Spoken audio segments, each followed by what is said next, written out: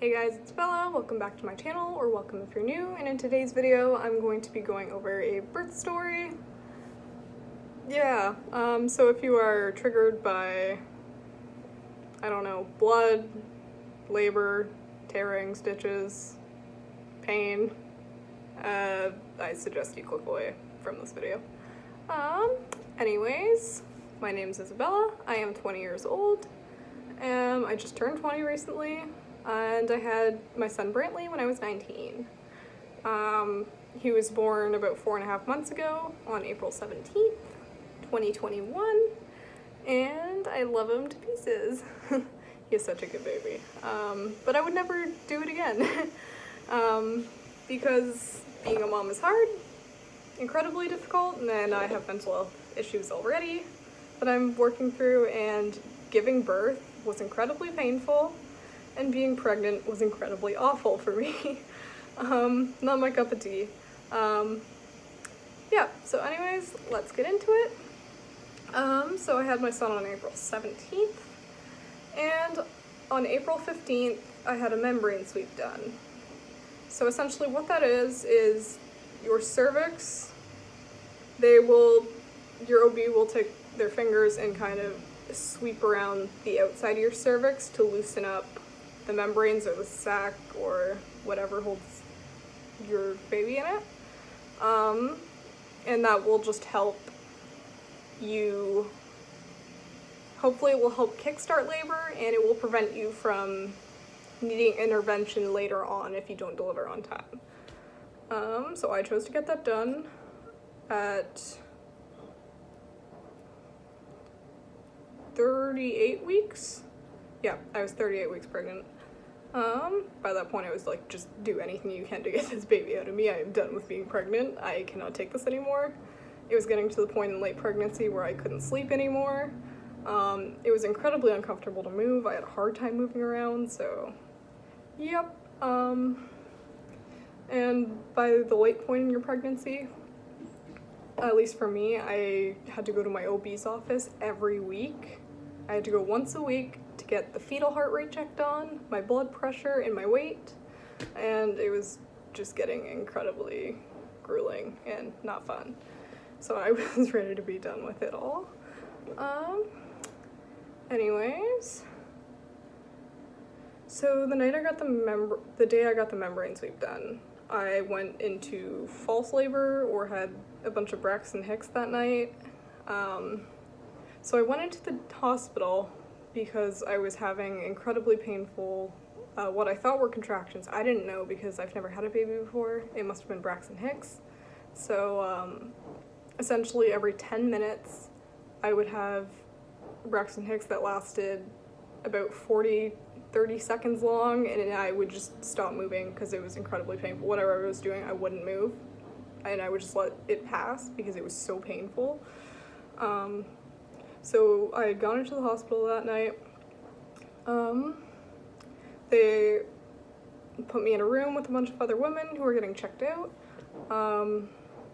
They checked my cervix. It was only 2 centimeters dilated, so my water hadn't broken, so they sent me home. They said the only thing we can do really is give you pain meds to manage the pain, which I refused at the time. I regret doing that. I wish I had taken whatever they could have offered me.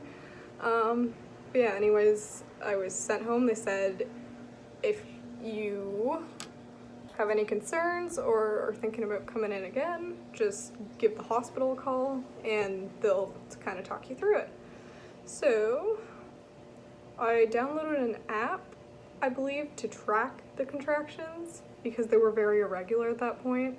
They would become regular, and then they would go irregular, and then they would become regular, and I didn't know what to do because generally when they become regular and closer together, it's a good sign you're going into labor.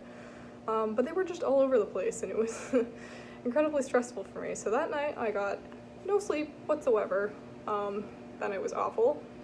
And the next morning, Austin had gone to work. Bleep that out. The next morning, Austin had gone to work, and I had called him at around 7 p.m. that night, and I said, hey, my contractions are incredibly painful. They're getting closer together. Can you come home? I have a feeling I might go into labor tonight. Just please get home. I can't manage this on my own. So he got home. We ordered food from this little local place near us. It was Mexican food. Very spicy. Some people think Mexican food helps you go into labor. I don't know if I believe that or not, but anyways, we had burritos, and I had gone up to do the dishes. And we don't have a dishwasher, so I was hand washing all the dishes. And all of a sudden I felt what felt like water trickle down my leg. And it was trickling down my leg for a solid 30 to 40 seconds. It wasn't a big gush of water. It was just running down my leg for an incredibly long period of time. And I said to Austin, I'm like, I think my water just broke. So I had called the hospital and explained to them what happened. They asked me what color it was. They asked me what it smelled like. I hadn't thought to smell it, so I had no idea. I'm like, I don't know what it smells like. And they basically said, yep, come in, get checked out, and we'll go from there. So we drove down to the hospital, which was only about 10 minutes away from the house, and gone up to labor and delivery, and they have you in a room with a bunch of beds and curtains, and it's kind of like an emergency room, but not really. That's the room you stay in until you become admitted, and then you get moved to a labor and delivery room with no one else in it. It's just you and whoever you're with.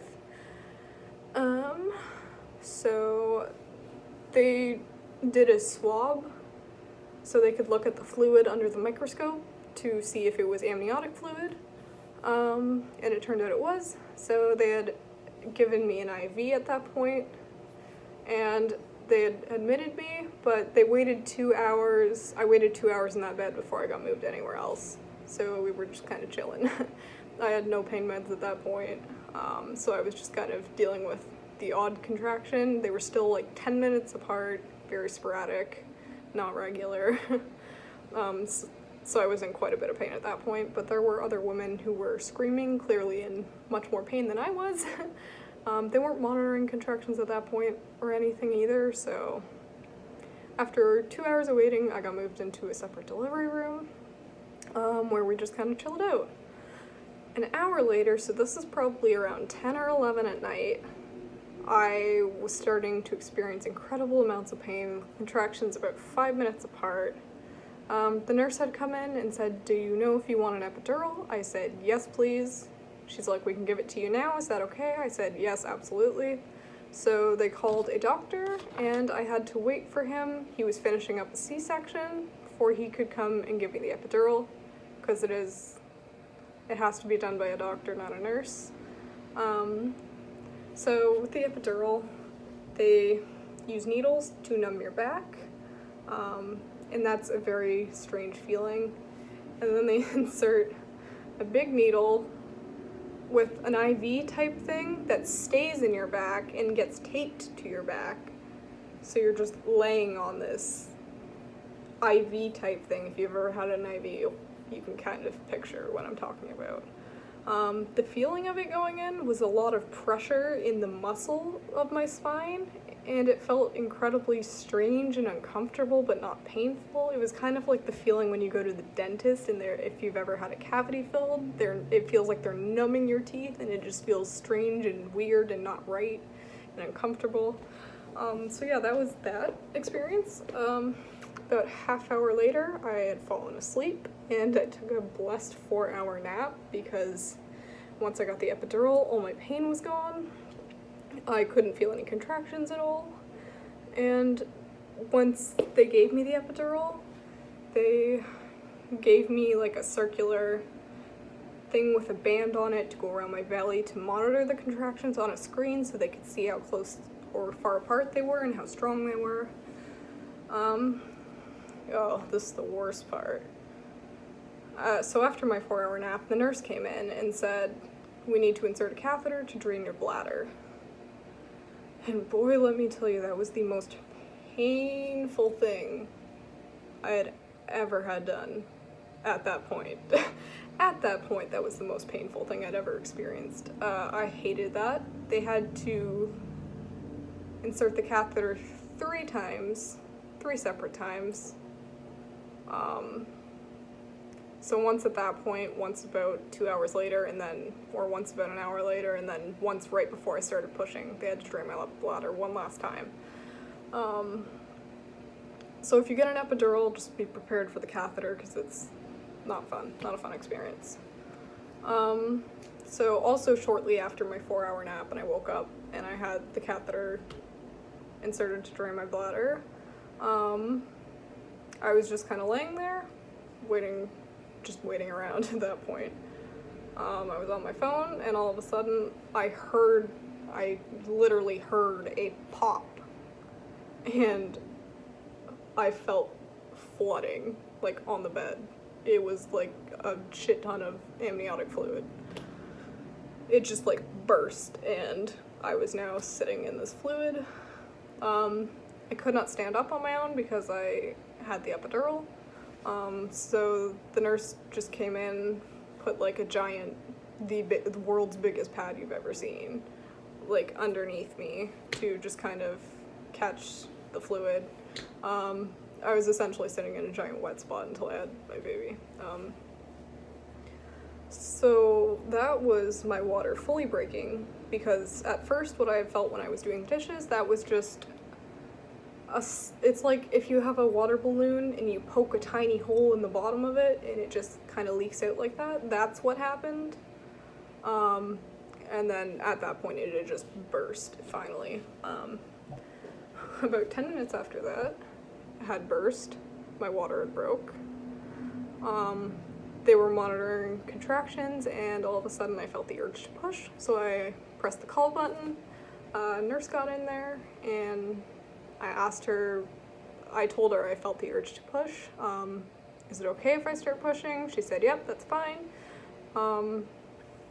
Mind you, throughout this, about every 4 hours or so, I think they only checked my cervix once or twice, but they would use their fingers to kind of feel around to see how dilated your cervix was. By that point I was about 6 centimeters. But my contractions had become so regular and I hadn't been feeling them. So once I finally felt the urge to push, she had descended enough and my cervix was open enough that I was able to start pushing. So I had my feet up, and I wasn't prepared for this, but when the actual doctor who was going to like deliver the baby came in, it was a male, all of a sudden the bottom of the bed, it disappeared, like, and it was like a giant biohazard bag, and it just like, I was like, I didn't even know the bed could do that, but okay, that's cool. Anyways, so it was 6:30 when I started pushing, and then 6:50 when he was born, so I was only pushing for about 20 minutes, which really is not that bad, but let me tell you, it was the most intense pressure and pain I think I'd ever felt in my life. For some reason, I didn't scream at all, but like very close to when I had him, I said, I feel like I'm going to throw up. I had this intense nausea. I was convinced I was going to throw up, so I said, can I take my mask off, because I had been wearing a face mask this entire time. And they said, yeah, sure, that's fine. They gave me a bag in case I had to throw up, and also at the same time, also one of the worst pains I've ever felt in my life.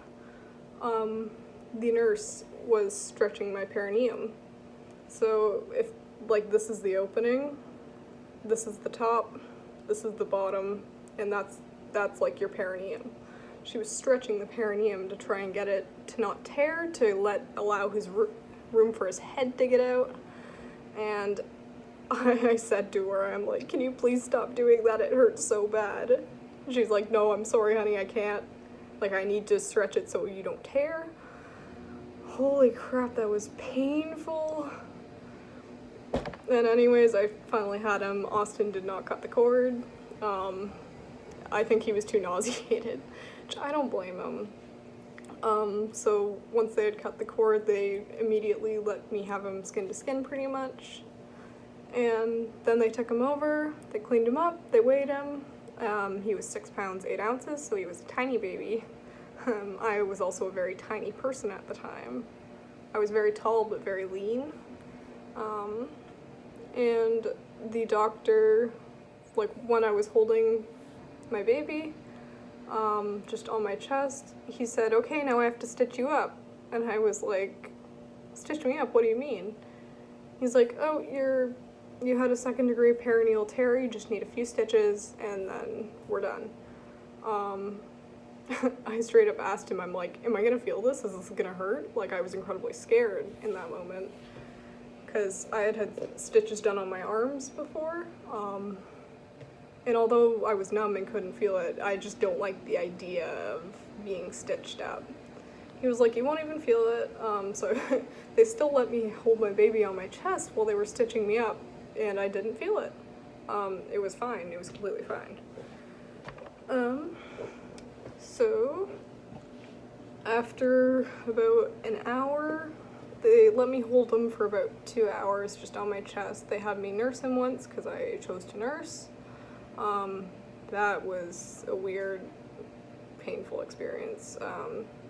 So essentially, I just had this gown on, and they basically had me topless the entire time for skin to skin, and the nurse had literally like grabbed my boob and put my baby to it, because I had no idea how to properly breastfeed, and they tried to get him to latch for me and kind of help me out. It was a lot of random nurses touching my boobs to help me try and nurse him properly, which I'm thankful for because I didn't know what I was doing, but it was also a little bit weird. Although after I had given birth, I was like, I wasn't self-conscious. I didn't really care because I'm like, they're professionals. They probably see 1,000 women's boobs or 1,000 women's vaginas. They don't care. Why should I? Yeah, so after about 2 hours of holding my baby, nursing him once, my nurse had me get up and then walk to the bathroom, where she basically gave me like a giant puppy dog pad. It looked like the world's biggest pad you've ever seen. And she gave me a peri bottle, and she basically said, "I need to see if you can pee on your own, and if you don't pee enough, then we're gonna have to catheterize you or use the catheter to drain your bladder again." Thankfully, I was able to pee on my own because I was terrified of the catheter. I didn't want another one. But they have to measure your urine output for like 5 hours after, just to make sure you're able to pee on your own. So that was fun. But yeah, she said use the peri bottle, squirt it onto you as you're peeing because it will burn like hell. And it burned like hell. Day 3 of recovering from having a baby was the worst day for peeing out of the mall because it burned so bad. I was afraid to pee. I was crying. I tried to pee standing up in the shower. I tried to like take a sitz bath and pee in the bath to maybe it would ease the burning. Oh, it hurt like a bitch. It has never hurt that much to pee in my life. Oh my god, that was arguably worse than delivering the baby, was just the pain of peeing. That's something people don't talk about. It hurts so much to pee after. Oh my god. So after I was able to go to the washroom, they put me in a wheelchair and they moved me to a semi-private room because due to COVID, I guess they were not putting people in ward rooms that had 4 people. They just put you in a semi-private with 1 other family. And yeah, they just wheeled me over to the room and I was holding Brantley. And yeah, I was in the recovery room. It was sort of strange. It was so when I had him, it was about 6:50 in the morning. This was probably getting around to like breakfast time, 8 a.m. at this point. So they gave me breakfast and lunch and dinner in the hospital. They did Brantley's blood work. So in their tiny little baby heels, like literally on the backs of their heels, they draw blood. And they asked me if I wanted to give him his vitamin K shot. I said yes, absolutely. Whatever you need to do, do it. The vitamin K shot helps their blood clot, because when they're born, if they get like a tiny scratch or a cut, their blood will not clot quickly. It just has a harder time clotting, so the vitamin K helps with that. Yeah, and I was breastfeeding pretty much the entire time. So they had me do a lot of hand expressing, because I was still in the phase of having colostrum. My milk hadn't fully come out yet, but I had quite a lot of colostrum. And my nipples were so raw. It hurt so badly rubbing up against my clothing. Well, I wasn't even wearing clothes. That's another thing too. I never understood why people bring so many outfits for their babies to the hospital. Because Brantley was just chilling naked with the diaper on, swaddled in the hospital blankets the entire time we were there.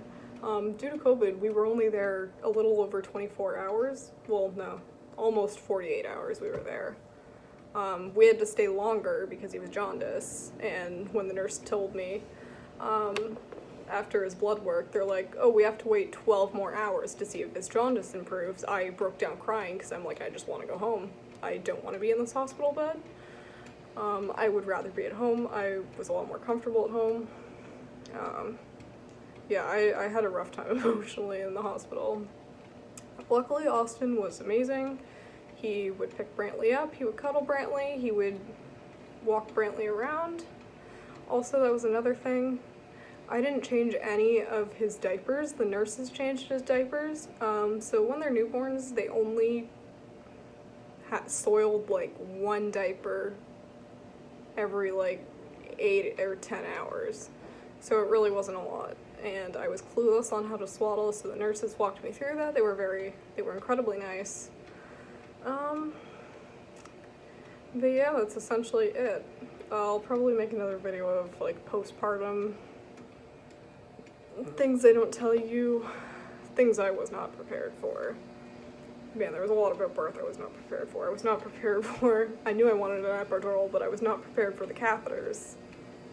That was horrendous. And just the pressure, the pain, going to the bathroom afterwards. Another thing. I had these gigantic pads on that went up to your belly button in the front and like halfway up your back in the back.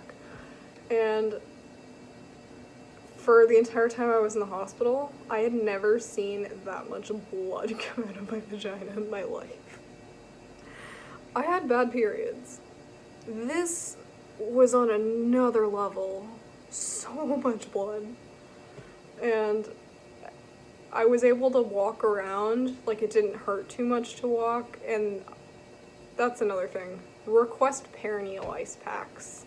Because they offered me one, and I took it, and it was amazing relief. So if they offer you perineal ice packs, say yes, 100%. Anyways, that's about it. I'll make a postpartum video eventually. So it's a bit of a longer one, but I just kind of wanted to share it more for the fact that I'm already losing memory of this, and it's only 4 to 5 months after. And if I ever, for some reason, was like, hey, I might want another kid, I'm just gonna watch this and be like, yeah, no, you don't. You do not want to go through this again. I do not want to go through this again, ever. Yep. Although, my son is totally worth it, and I would do it again for him. But, one's enough for me. One's enough for me. Anyways, that's all guys. Thanks for watching. Bye.